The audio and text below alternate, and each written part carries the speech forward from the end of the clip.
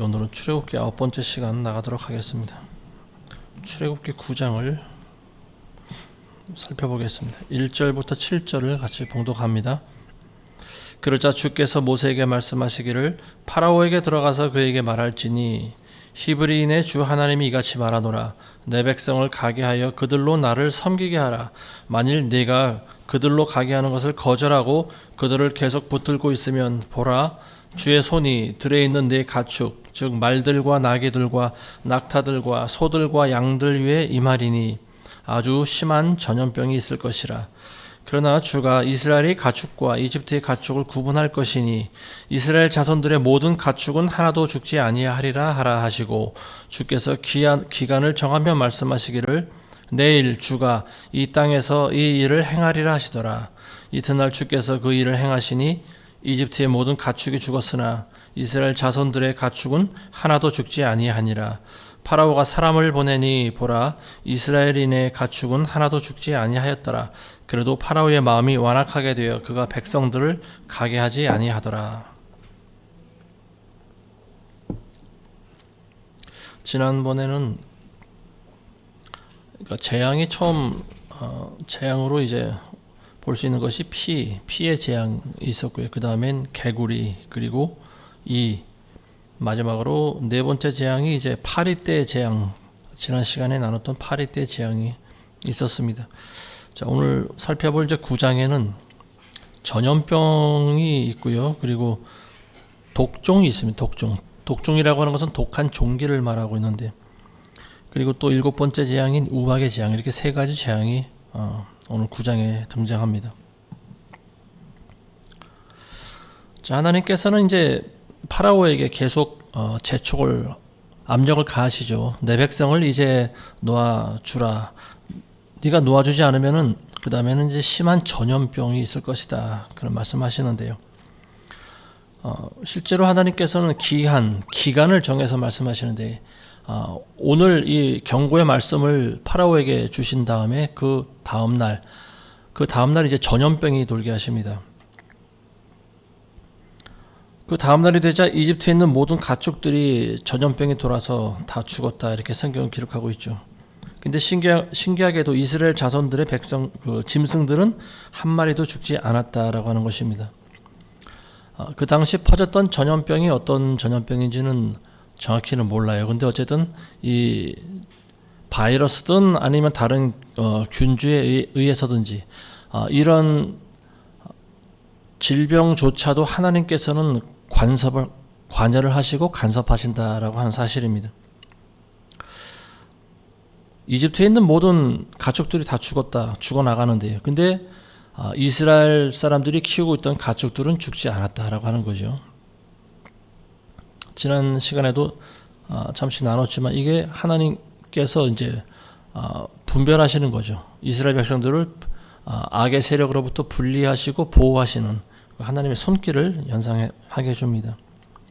이 가축들이 죽어나간 사건을 묵상하면서 이제 그런 생각이 드는데요. 우리가 지난 3년간 겪었던 이 코로나 시대를 이제 우리가 3년 동안 겪었는데, 이 전염병은 온 인류에게, 지구상에 있는 모든 인류에게 엄청나게 큰 피해를 입혔던 전무후무한 그런 전염병이었다고 이렇게 볼 수가 있죠. 그 피해액을 아마 돈으로 환산할 수가 없을 것 같아요. 근데 이제 그때 우리가 놀란 것은 뭐냐면은 이 전염병이 너무나 무시무시해서 많은 사람들이 죽어나갔다라고 하는 생각은 사실 별로 들지가 않았죠.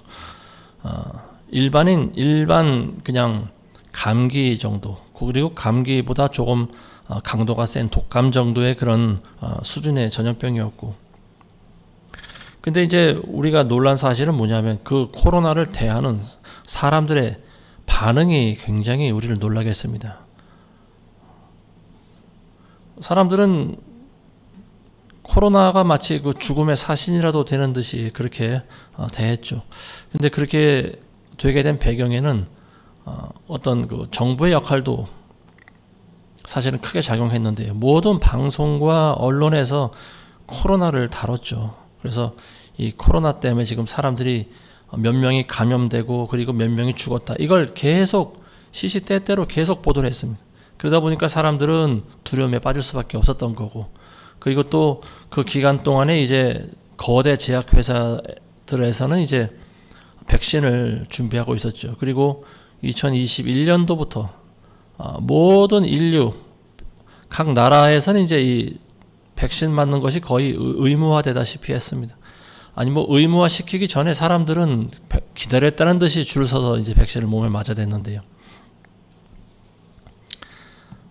너무나 우리는 그걸 보면서 많이 놀랐죠. 그리고 또 마음 가운데는 시험에 들고 또 분노를 또 참을 수밖에 없었던 그런 시절을 보낸 것 같습니다. 왜 저렇게 감기를 사람들이 무서워할까? 그리고 검증되지 않은 그 백신 주사를 몸에 맞아야 될까? 굉장히 위험한 주사액 같은데 이제 거기에 대해서 말들이 굉장히 많았죠. 이게 음모다 아니면 또 음모론에 불과하다 이제 뭐 이런 말들이 많았는데 어쨌든 그 당시 2, 3년 동안 기간 동안 저는 굉장히 많은 앰뷸런스 사이렌 소리를 들었습니다. 하루에도 수십 번 들은 것 같아요. 요즘에는 별로 잘 안 들리는 것 같더라고요. 그러니까 그때 사람들이 많이 죽은 건 사실인 것 같습니다. 장례식장이 뭐 차들이 운구차들이 줄지어 대기하고 있었고요. 이 사람들이 정말로 코로나에 의해서 죽었는지 아니면 백신을 맞고 죽었는지 그거는 오직 하나님만이 아실 거라고 봅니다. 이 전염병의 사태가 주는 교훈은 굉장히 큰 것 같아요. 그래서 우리는 그걸 절대 잊지 말아야 될 거라고 보여집니다. 사람들이 그때 많은 교회가 무너지고 사라졌죠. 그리고 또 지하로 숨어들기도 하고요. 눈에 보이는 중대형 교회, 큰 교회들은 사실 정부의 지시에 전부 동조를 했죠. 믿지 않는 권세자들에게 굴복을 했습니다. 그래서 예배 인원을 조금 늘려달라고 거지처럼 달려가서 머리를 조아리고 애걸복걸하고 뭐 그런 참 웃지 못할 일들을 보면서 저 사람들이 정말 그렇게 우리가 평소에 존경했던 목사들이 맞나 싶을 정도로 전염병 앞에서 무기력한 그런 나약한 인간의 모습을 보게 됐습니다. 큰 교회들이 전부 정부 지시에 따라서 QR코드를 도입하고 그걸 안 찍으면 들어와서 예배를 드리지도 못하게 만들었습니다. 도대체 그런 법을 누가 만들어냈습니까? 하나님께서 그런 법을 정하셨나요? 전염병 주사를 맞지 않으면 너희는 예배도 드리지 못한다. 이런 법을 도대체 누가 만들어냈을까요? 마귀가 만들어냈겠죠. 마귀는 어쨌든 많은 사람들을 자기 생각대로 지배하고 통제하는 데 성공했다 이렇게 생각을 한 것 같습니다.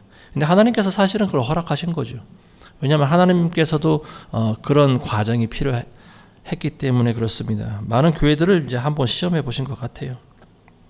신명기 28장 21절에 보시면 이런 말씀이 있어요. 주께서는 내가 들어가 차지할 그 땅에서 너를 멸하실 때까지 내게 전염병이 돌게 하시리라. 전염병. 하나님께서 종종 사용하시는 심판의 도구가 바로 이 전염병이라고 하는 것입니다. 그리고 이미 우리 인류는 하나님의 손에 의해서 전염병으로 심판을 한번 받았다. 저는 그렇게 생각합니다. 근데 6절에 보시면은 이튿날 주께서 그 일을 행하시니 이집트의 모든 가축이 죽었으나 이스라엘 자손들의 가축은 하나도 죽지 않았다. 이렇게 나와 있지 않습니까? 하나님께서는 구별하신다라고 하는 거죠. 악한 이집트에 있는 이집트 사람들, 그러니까 하나님을 모르고 하나님 말씀에 순종하지 않는 그런 죄인들의 가축들 전부 다 죽게 하시고요. 그리고 하나님의 보호하심을 받고 있는 이스라엘 백성들의 가축은 죽게 하시지 않았다라고 하는 거죠. 이제 앞으로 이제 우리가 출애굽기 12장에서 우리가 나누게 될 내용이 나오는데 거기에 보면 이제 어린 양의 사건이 나오지 않습니까? 어린 양을 죽여서 그 피를 문설주에 바른 집안에 들어가 있는 사람들은 전부 죽지를 않죠. 그렇지만 그 피를 바르지 않은 이집트에 있는 이집트에 있는 모든 집의 그 장자가 전부 죽임을 당하는 그 사건이 이제 12장에 나옵니다. 8절 보겠습니다. 8절에서 12절 보겠습니다. 주께서 모세와 아론에게 말씀하시기를 너희는 가마에 제 두 웅큼을 쥐고 모세는 파라오 앞에서 하늘을 향해 그것을 뿌리라. 그것이 이집트의 온 땅에 작은 티끌이 되어 이집트 온 땅에 걸쳐 사람과 짐승 위에 물집이 생기는 종기가 되리라 하시더라. 그들이 가마의 재를 가지고 파라오 앞에 서고 모세는 하늘을 향해 뿌리니 그것이 사람과 짐승 위에 물집이 생기는 종기가 되더라. 마법사들도 종기 때문에 모세 앞에 설 수 없었으니 이는 종기가 마법사들과 모든 이집트인들 위에 임하였음이라. 그러나 주께서 파라오의 마음을 완악하게 하셨으므로 그가 그들에게 경청하지 아니하였으니 주께서 모세에게 말씀하신 대로더라. 자, 전염병이 돌게 하셔서 짐승들을 다 죽게 하시고요. 그리고 곧바로 이제 또 독한 종기를 이제 사람들에게 내리시는데요. 하나님께서 이제 모세에게 이렇게 말씀하십니다. 가마에 있는 재 두 움큼을 가지고 파라오 앞에서 그걸 하늘로 향해 뿌려라. 그래서 그대로 시키는 대로 했습니다. 가마에 있는 재 두 움큼을 가지고 갔어요. 그래서 파라오 앞에서 뿌렸어요. 그랬더니 그게 이제 하늘로 날리면서 뭐가 됐냐면은 사람들에게 전부 그게 달라붙습니다. 그래서 사람들 온 몸에 피부에 이제 그 종기를 일으키는 그런 역할을 하게 된 거죠.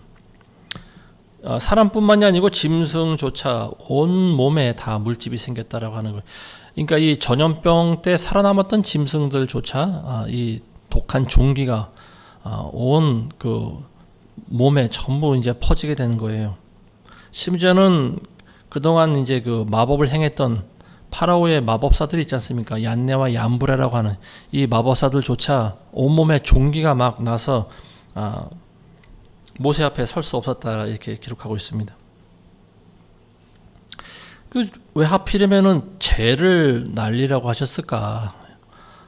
전에는 지난 시간인가요? 그 땅에 그 아론이 잡고 있는 그 막대기로 땅을 치니까 땅에 있는 흙들이 뭐가 됐습니까? 이가 됐죠. 그래서 이가 돼가지고 이집트인들을 괴롭혔었는데 이번에 이 독종의 재앙이라고 하는 것은 가마솥, 그러니까 가마, 아궁이를 말하고 있는 거죠. 아궁이에 이제 나무를 떼면은 그게 타고 결국은 이제 재가 되지 않습니까? 흰 재가 되는데 그걸 가지고 가서 이제 하늘을 향해 뿌리니까 그게 이제 사람들한테 달라붙어서 전염병이 된 거죠. 독한 종기가 된 거죠. 재라고 하는 것은 뭐 사실 그 자체가 이제는 뭐 불로 다시 태울 수도 없는 거고 태우고 남은 것을 이제 재라고 하는데 이걸 통해서 독한 종기가 나게 하신 것은 이제 우리는 그런 생각을 해볼 수가 있는 거죠. 아무런 우리 인간들에게 어떤 도움이 되지 않고 무익한 쓸모가 없는 이런 재를 통해서도 하나님께서는 인간들을 심판하실 수가 있다라고 하는 거죠. 예수님께서 그런 말씀하신 게 기억나요. 너희가 소리를 지르지 않으면 땅바닥에 굴러다니는 이 돌들이 소리를 지르라. 그런 말씀하신 거 우리가 기억이 납니다. 땅에 다니는 흙덩이나 돌멩이에 불과한 이런 무생물이라 할지라도 하나님께서는 도구로 사용하실 수가 있다라고 하는 거예요. 그런 것들을 통해서도 우리 인간들을 심판하실 수가 있다라고 하는 말입니다. 하나님은 전능하신 분이고 창조주시기 때문에 이게 가능한 거죠. 자, 그 다음에 13절부터 16절까지 보겠습니다. 주께서 모세에게 말씀하시기를 아침 일찍 일어나 파라오 앞에 서서 그에게 말할지니 히브리인의 주 하나님이 이같이 말하노라. 내 백성을 가게 하여 그들로 나를 섬기게 하라. 내가 이번에는 나의 모든 재앙을 내 마음과 내 신하들과 내 백성 위에 보내어 너로 하여금 온 땅에 나 같은 이가 없음을 알게 할지니 이제 내가 내 손을 뻗쳐 전염병으로 너와 내 백성을 치면 네가 땅에서 끊어지리라. 내가 너를 세움은 바로 이 때문이니 곧 내 능력을 내 안에 보여서 내 이름이 온 땅에 걸쳐 선포되게 하려 하심이라. 자, 여기서 16절에 보시면 이제 중요한 구절이 마지막에 나오고 있는데요. 하나님께서 파라오에게 이같이 말씀하시는 거예요. 내가 너를 세움은 파라오를 세우셨다라고 하는 거죠. 믿지 않는 그런 민족의 왕조차도 하나님께서 관여를 하셨다라고 하는 거죠. 이제 우리가 나중에도 이제 살펴보게 될 텐데요. 그 느부갓네살이라고 하는, 이미 우리가 많이 언급했던 왕입니다. 바벨론의 느부갓네살 왕, 하나님을 경외하지 않은 왕이었지만 하나님의 다루심을 받죠. 그래서 이 왕조차도, 절대 권력의 왕조차도 하나님을 두려워하게 만듭니다. 그리고 온 바벨론 제국에 하나님을 두려워하라고 하는 그런 통보를 보내게 하는데요. 그처럼 하나님께서 왕을 세우신 이유와 목적은 뭐냐? 온 땅에 하나님의 이름이 영광을 받게 하기 위함이라고 하는 거죠. 페르시아의 고레스 왕 같은 사람도 마찬가지예요. 이 고레스 왕도 이미 등장하기 수백 년 전에 이사야 선지자를 통해서 하나님께서 준비하셨던 그런 이방인의 왕입니다. 그러니까 이 모든 지도자들, 권력자, 권세자들, 왕, 이런 사람들, 그러니까 모든 권세가 위로부터 나지 않음이 없다라고 하는 것은 뭐냐면 하나님께서 그런 사람들을 세우셨다라고 하는 거예요. 그리고 그 사람들을 지켜보고 계신다라고 하는 겁니다. 그 사람들이, 그 왕들이 하나님을 두려워하지 않고 하나님께 영광을 돌리지 않으면요, 언제든지 하나님께서는 다른 왕으로 갈아치우실 수가 있다라고 하는 거예요. 그래서 파라오에게도 동일한 말씀을 하고 계시는 거죠. 내가 너를 세운 것은 바로 이 때문이니 곧 내 능력을 내 안에 보여서 내 이름이 온 땅에 걸쳐 선포되게 하려 함이니라.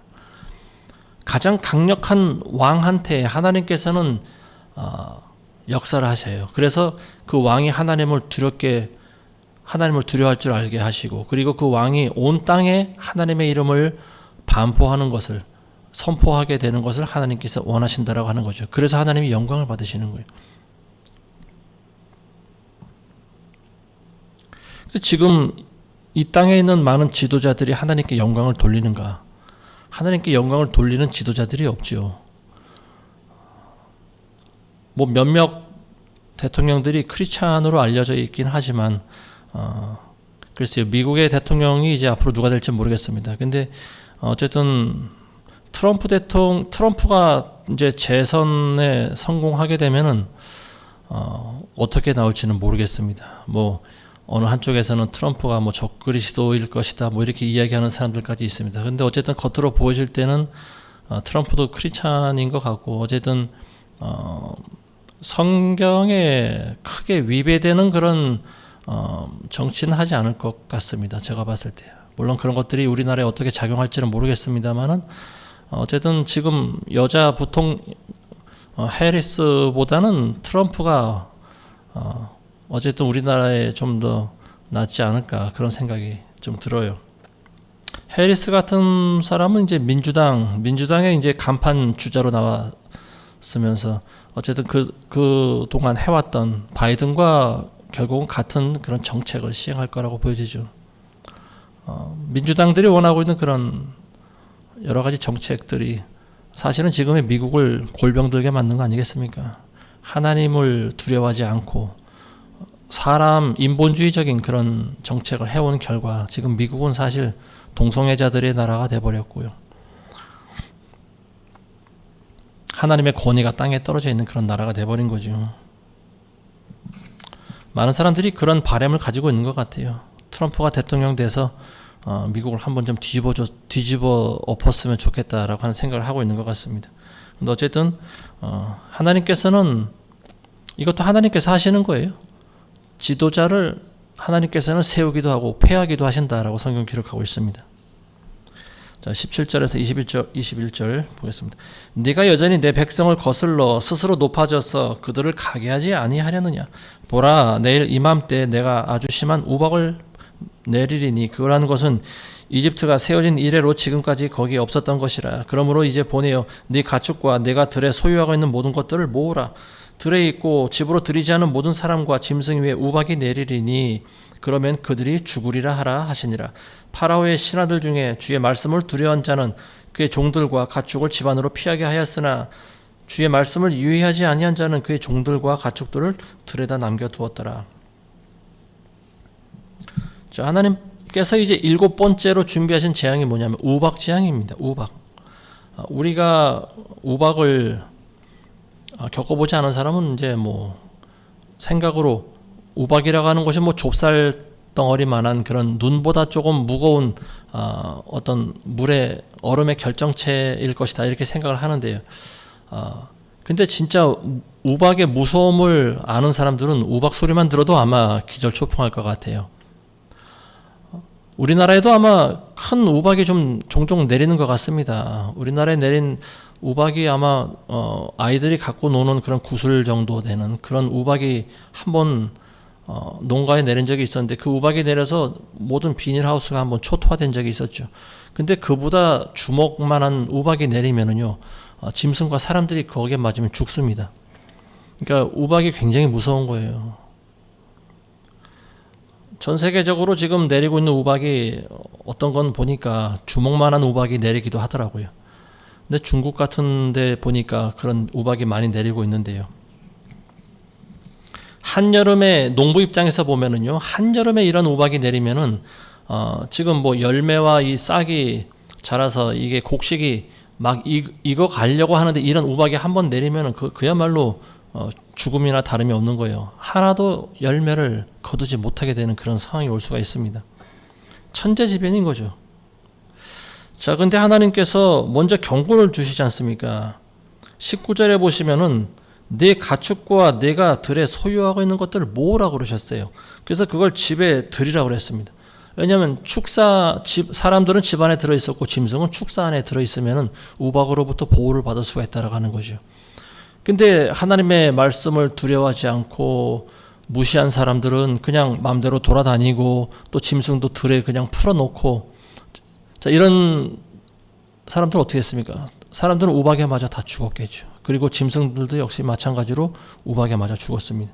그러니까 이 우박의 무서움을 모르는 사람들, 하나님의 말씀을 가볍게 여기는 사람들은 결국 하나님의 심판대로 향하게 되어 있습니다. 자, 하나님께서는 약한 자들이라 하더라도요, 미리 경고의 말씀을 주고 계십니다. 그래서 너희가 살기 위해서는 내 말대로 행하라. 너희가 짐승들과 함께 집 안으로 들어와 있으면 너희는 살 수 있을 것이다. 그렇지만 너희가 들에 있고 집 안에 들이지 않은 짐승과 인간들은 다 우박으로 인해 죽을 것이다. 미리 경고의 말씀을 주고 계시지 않습니까? 성경은 구원받을 수 있는 구체적인 방법을 명시하고 있습니다. 모든 종교에 구원이 있다라고 믿는 사람들은요, 자기가 어떻게 구원받아야 되는지 구체적인 방법을 몰라요. 모든 종교 가운데서 오직 기독교만이 예수 그리스도를 통해서 구원받을 수 있다라고 가르치고 있습니다. 저는 개인적으로 이 말씀을 이제 교회에 한번 적용할 수 있지 않을까 이렇게 생각이 되는데요. 하나님께서 말씀하신 것 같이 마지막 때 지금 재앙을 막 이집트 땅에 붓고 계시는 그런 때 아닙니까? 근데 하나님이 경고하셨다라고 하는 거죠. 너희가 살려면은 집 안으로 들어가야 된다라고 하는 거예요. 근데 너희가 죽어도 괜찮다고 생각하면은 내 말을 너는 무시해도 상관이 없다. 밖에 그냥 돌아다니고 싶은 대로 돌아다니라고 하는 거예요. 미리 하나님께서는 언지를 하셨습니다. 경고하셨어요. 근데 그 말씀을 두려워하는 사람들은 집안에 숨어 들어왔습니다. 자, 이걸 이제 교회에 어떻게 적용하는가? 마지막 때 이제 재앙이 퍼부어질 때 교회도 숨어 들어야 된다라고 하는 거죠. 지하로 숨어야 된다라고 하는 거예요. 교인들은 그러니까 집안에 숨어서 가정 예배를 드리고 십자가 탑을 높이 세우고 있던 그런 교회들, 십자가 탑을 내려야 되는 시대가 아닌가, 이제 그런 생각이 들어요. 재앙의 때 우리가 밖에 돌아다니면 안 됩니다. 하나님께서는 언제 어느 때 어떤 재앙을 우리에게 보내실지 모르기 때문에 그래요. 마귀는 갑자기 교회를 공격하지 않습니까? 지금 중국 이미 그 시진핑 집권하고 나서부터 중국에 있는 기독교인들이 핍박을 받기 시작했는데요. 그때 큰 교회들이 굉장히 많이 있었죠. 근데 포크레인을 가지고 와서 교회를 허물어뜨리는 것을 우리가 봤습니다. 십자가 탑을 철거하고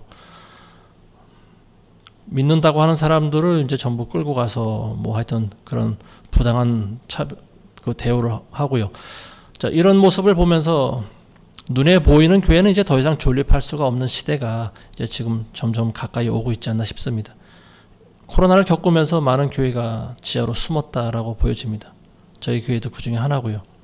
저희 교회도 눈에 보이는 교회였지만 코로나를 겪으면서 그렇게 할 수밖에 없었던 그런 상황이 왔습니다. 그래서 공권력에 조금 대항해 보다가 결국은 저희가 간판을 다 내리고 집에서 가정 예배를 드리기 시작했죠.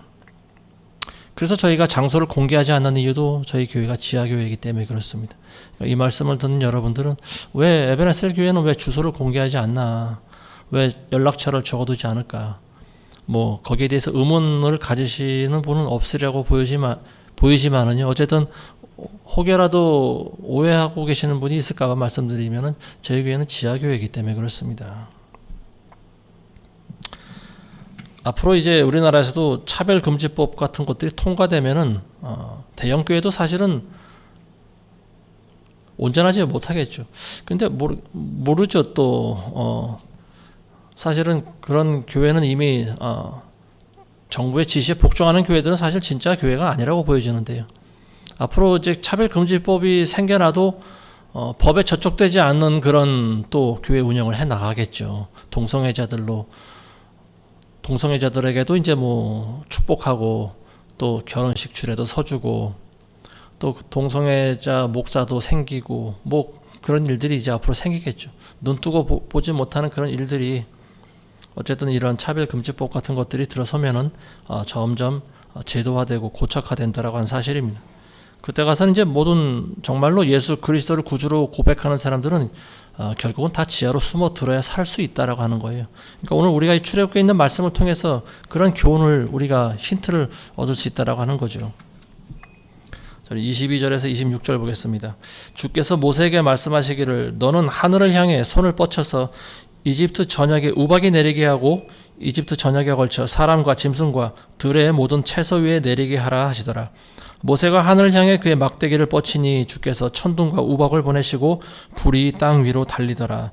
주께서 이집트 땅에 우박을 내리시니라. 그러므로 우박이 내리는데 매우 심한 불이 우박과 섞여 내리더라.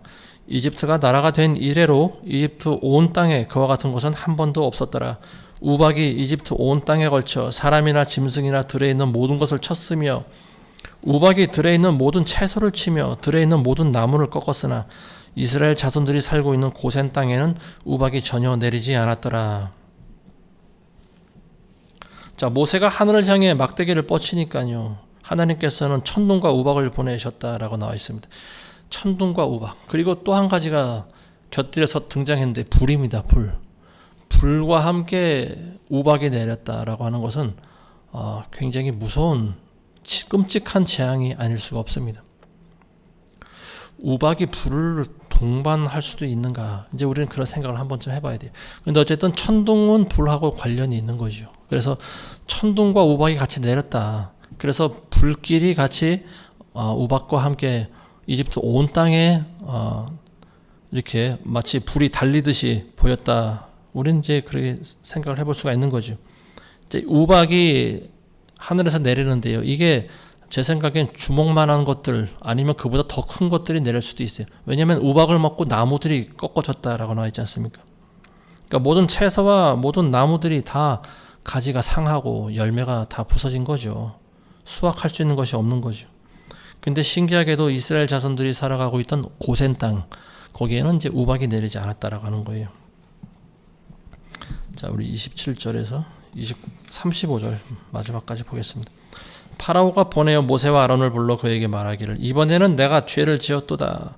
주께서는 의로우시나 나와 내 백성은 악하도다. 주께 간구하여 강렬한 천둥과 우박들이 더 이상 없게 하라. 그리하면 내가 너희를 가게 하리니 너희는 더 이상 지체하지 말지니라 하니 모세가 그에게 말하기를 내가 성읍에서 나가자마자 주께 내 손을 활짝 펴리니 천둥이 그치고 우박도 더 이상 없으리이다.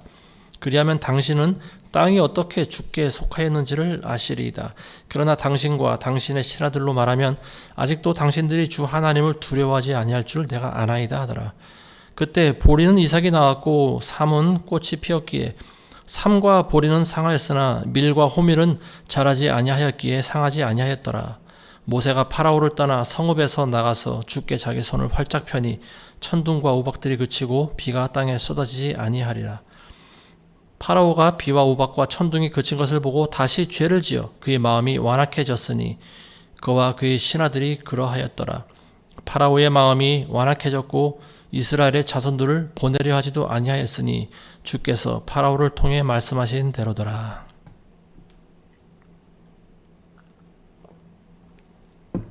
이 무시무시한 이 우박 재앙이 땅에 떨어지니까 파라오가 겁을 집어먹습니다. 그래서 모세와 아론을 부르죠. 그리고 이번에는 자기가 죄를 지었다 이렇게 이야기하고 있습니다. 그러니까 그 전에도 사실은 많은 죄를 지었죠. 하나님께 횟수를 계속 거듭해 가면서 하나님께 순종하지 않은 마음을 완악하게 했던 그 죄를 지었죠. 근데 그 전에 것은 이제 죄라고 기억을 하고 있지 않는 것 같습니다. 이번에는 자기가 죄를 지었다 이렇게 고백을 하고 있어요. 그리고 주께서는 의로우시며 나와 내 백성은 악하도다 이런 고백을 합니다. 자, 하나님은 의로우시고 나는 악하다. 자, 이게 바로 회개인 거죠. 자신의 정체를 깨달은 거예요. 하나님은 선한 분이고 인간들은 악하다라고 하는 거죠. 그래서 모세한테 이제 이렇게 사정합니다. 천둥과 번개를 네가 하나님께 말씀드려서 그치게 하면 내가 너희를 보내줄 것이다. 근데 이제 모세가 그 말을 이번에는 믿지 않습니다. 왜냐하면 그동안 지금 벌써 대여섯 번 동안이나 말을 번복해 왔지 않습니까? 이 파라오가. 그래서 이제 그 말을 믿지 않아요. 내가 당신 말을 믿지는 않지만 어쨌든 내가 당신을 불쌍히 여겨서 한 번 더 속아주겠다. 이제 뭐 이런 뉘앙스죠. 그래서 모세가 나가면서 하나님께 손을 들고요. 그리고 우박이 그치게 합니다.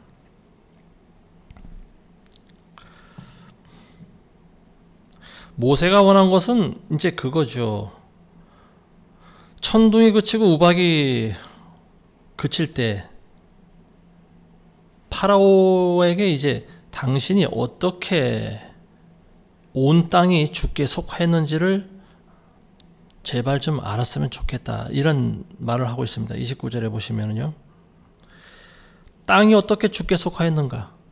지금 이 말을 한 이유는 뭐냐면은 파라오가 모든 게 다 자기 거라고 생각을 하고 있다라고 하는 거예요.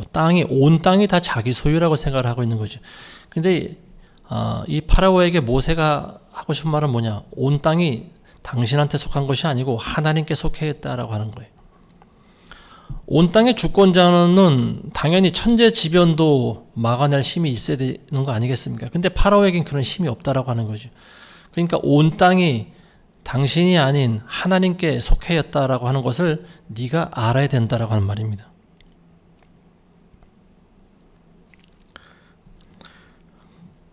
근데 이제 우박이 그치고 나니까 파라오가 다시 또 마음이 변하죠. 마음이 완악해집니다. 그래서 모세와 이제 이스라엘 백성들을 이제 보내주지 않는데요. 그래서 하나님께 다시 또 이제 죄를 짓는 거죠. 자, 31절에 보시면 이런 말씀이 있는데요. 그때 보리는 이삭이 나왔고 삼은 꽃이 피었기에 삼과 보리는 상하였으나 밀과 호밀은 자라지 아니하였으므로 상하지 아니하였더라. 자, 이 말씀이 좀 영적인 의미가 있는 그런 말씀인 것 같습니다. 우박이 막 떨어질 때 그때 이미 싹이 나 있었던 보리와 그리고 삼은 꽃이 피었다라고 하는 거죠. 이 보리와 삼이 이미 땅 위로 나와 있을 때 우박을 맞으니까 어떻게 됩니까? 보리와 삼이 상한 거예요. 그러니까 이삭이 꺾이고 꽃이 다 진이겨진 거죠. 우박에 맞아서. 근데 그때 밀과 호밀은 어떤 상태였는가 하면은 땅 속에 아직 들어있는 상황이었어요. 그래서 땅에 있기에 우박에 어떤 피해를 입지 않았다라고 하는 말입니다. 자, 이 말씀이 이제 아까 우리가 나눈 그 20절과 21절에 있는 말씀과 일맥상통하는 말씀인 것 같아요.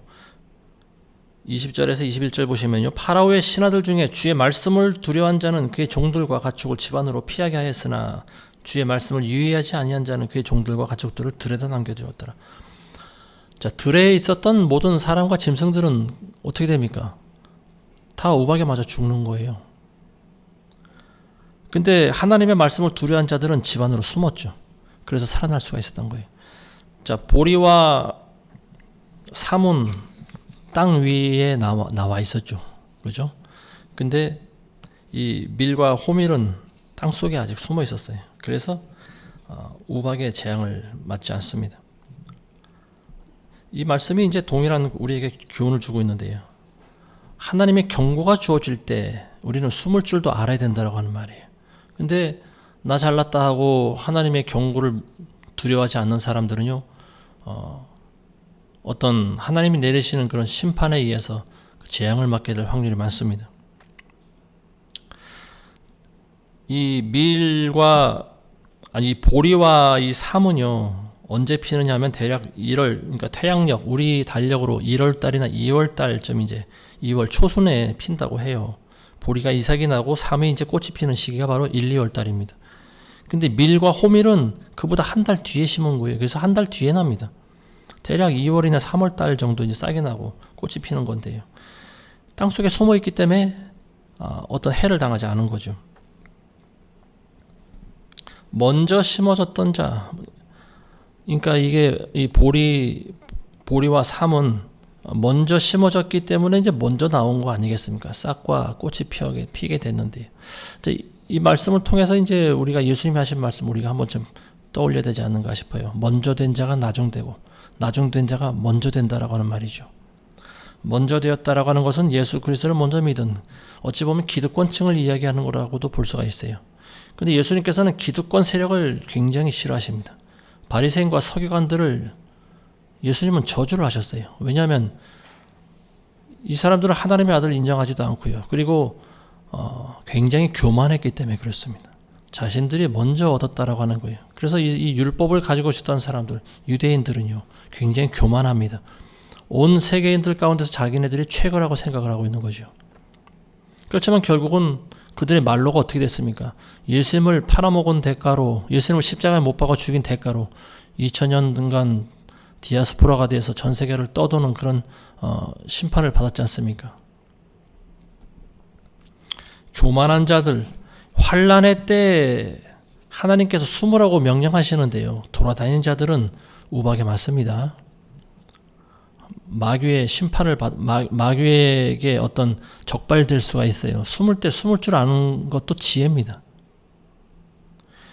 자, 뒤늦게 우리가 예수 그리스도를 믿었지만 유럽이나 서양, 미국보다 우리나라는 어찌 보면 가장 뒤늦게 믿은 나라 중에 하나인 거죠. 그렇지만 지금 뒤늦게 믿은 나라들 가운데 우리나라를 주자로 해서 얼마나 많은 교회가 지금 생겨났습니까? 그리고 얼마나 많은 선교사들이 전 세계에 나가고 있나요? 이걸 봐서도 알 수 있듯이 역사적으로 보면은 먼저 된 자가 나중되고 나중된 자가 먼저 된다라고 하는 그 교훈이 맞는 것 같습니다. 그러니까 여기서 우리가 아셔야 될 교훈은 뭐냐면은 먼저 됐다고 교만하지 말아야 된다라고 하는 거죠. 그리고 항상 뒤늦게 내가 늦게 깨달은 사람이라고 하는 그런 자세, 겸손한 자세, 낮아진 자세, 드러나지 않고 땅속에 숨어있는 듯한 그런 밀과 호밀과 같은 그런 낮은 자세가 신앙인들에겐 절대적으로 필요한 것 같습니다. 이런 자들이 마지막 때 환난을 당하지 않고 환난을 이겨낼 수 있는 거예요. 자, 오늘은 여기까지만 하겠습니다. 기도하겠습니다. 거룩하신 아버지 하나님, 감사를 드립니다. 오늘 출애굽기 9장에 있는 말씀을 통하여서 하나님께서는 이 땅에 많은 이제 앞으로 재앙과 심판을 내리실 터인데 하나님의 말씀을 먼저 듣고 알은 우리도 과거의 바리새인들과 같이 교만한 자들이 되지 말게 하시고 하나님이 숨으시라고 하는 그때 숨을 줄 아는 그런 지혜를 바라여서 이 마지막 때를 이겨낼 수 있는 그런 우리 모두가 되게 도와주옵소서. 예수님의 이름으로 기도드리옵나이다. 아멘.